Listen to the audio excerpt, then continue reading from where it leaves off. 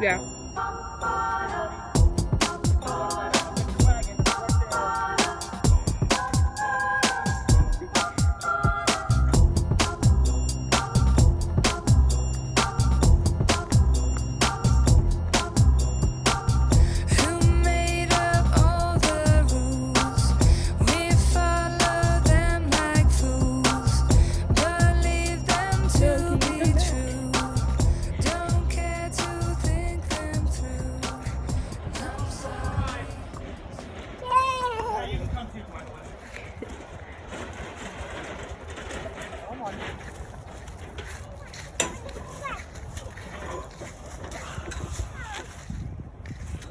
You gotta back up, let him sit in front. You're bigger. Right, there you go, buddy. All right, ready to go? He's in. Daddy's pulling.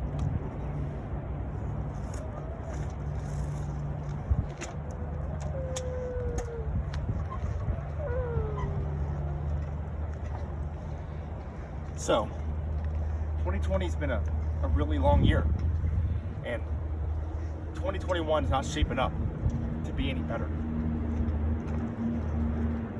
Our country's divided more than it has been in a long time. COVID-19 has caused changes to our lives that none of us would have asked for. We can't go where we want to go. We can't do what we want to do. We can't see whom we want to see. People are reaching their breaking point. I don't know how much you guys have heard or seen, but we've had a lot of folks in our organization who've gotten themselves into the kind of trouble lately that our people just don't do. So what do? You can't change COVID. You can't change the election. You can't change what businesses are open and what businesses are closed.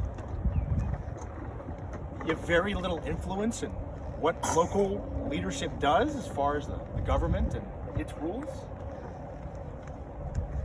It's so easy just to sit back and to be frustrated at what's going on around us and the negative way it's impacted our lives. But here's the thing.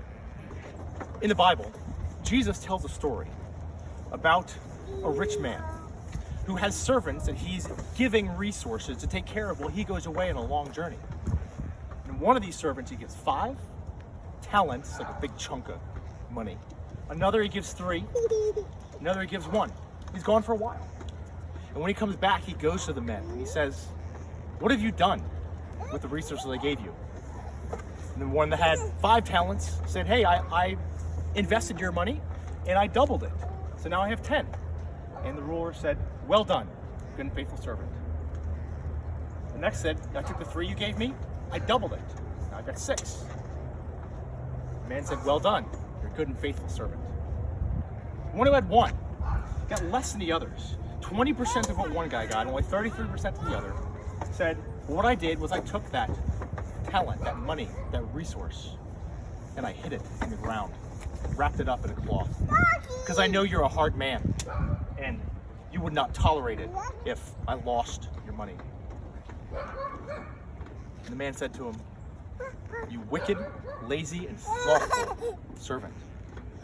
Why didn't you at least put it in the bank where I could get a little bit of interest? You were only interested in focusing on how you didn't get what everyone else got and how you didn't want to get in trouble."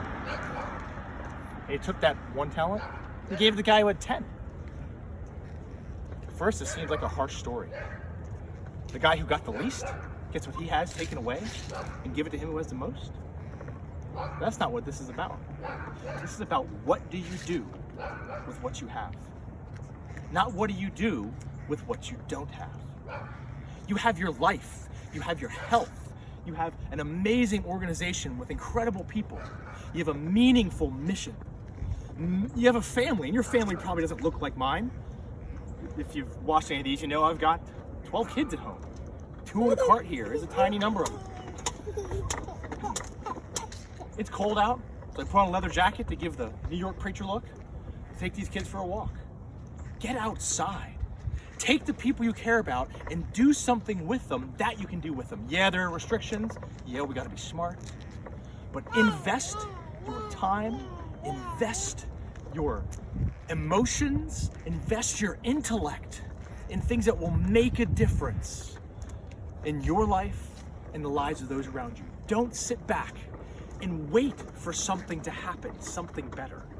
You take what you've been given, whether you've got 5 talents or whether you've got 1, or like me, got 12, and take them. Make the most with them. Take those kids and do things with them that they love and you love. Go outside, get together with some people in a way it's not going to get anyone in trouble, and live your life. It's the only one you've got, and no one can do with it what you can.